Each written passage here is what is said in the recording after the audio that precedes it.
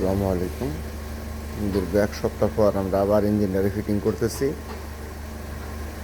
এটা টোটালি কাজ করা হয়েছে, টাইমিং চেন,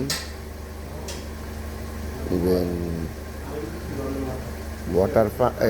অয়েল পাম্প, এগুলো সব পরিবর্তন করে আজকে আমরা ইঞ্জিন আবার ফিটিং করতেছি। এটার মধ্যে ফিটিং হবে এখন, ফিটিংয়ের জন্য প্রস্তুতি নিতেছি।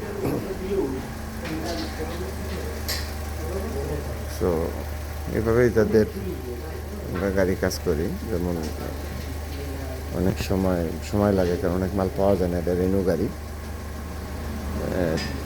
3 দিন থেকে 4 দিন আমরা অপেক্ষা করছি শুধু খালি একটা গ্যাসকেটের জন্য, কারণ মালটা অ্যাভেলেবেল না।